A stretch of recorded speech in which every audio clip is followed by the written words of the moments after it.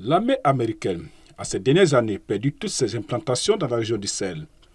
Le commandement américain pour l'Afrique, AFRICOM, a été contraint de revoir sa posture et de repositionner ses troupes dans la région depuis que les militaires au pouvoir au Niger ont exigé le départ de ces troupes du pays en masse. Une décision prise au nom de la souveraineté nationale et des intérêts et aspirations du peuple, selon les autorités de transition nigériennes dirigées par le général Abdrahman Tiani, qui avait déjà avancé les mêmes arguments pour exiger que les troupes françaises quittent le pays dans les plus brefs délais.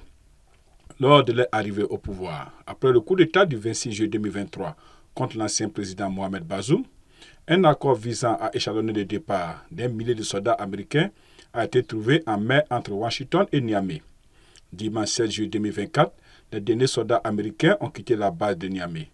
Les frères d'armes de la base aérienne 201 d'Agadez, où sont notamment installés des moyens de surveillance aériens et des drones de combat MQ-9 Reaper, leur embarquera le pas d'ici au 15 septembre.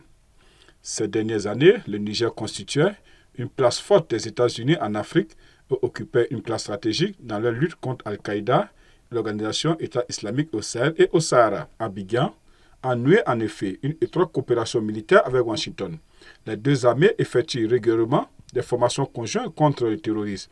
Et l'AFRICOM organise tous les ans en Côte d'Ivoire l'exercice de Flintlock, un vaste entraînement de forces spéciales de différents pays africains.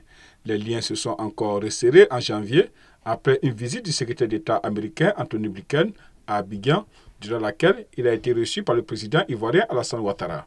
En avril, c'était au tour de deux hauts gradés américains, le général Michael Langlade, commandant d'AFRICOM, et le sergent-chef Michael Woods, chef principal des sous-officiers, d'être reçus par le président et par le chef d'état-major des armées, le général Lassina Doumbia. Le général Langlade avait alors annoncé un investissement de plus de 65 millions de dollars, soit 60 millions d'euros d'AFRICOM en Côte d'Ivoire en 2024, dont une grande partie serait consacrée à la lutte contre le terrorisme à ses frontières septentrionales.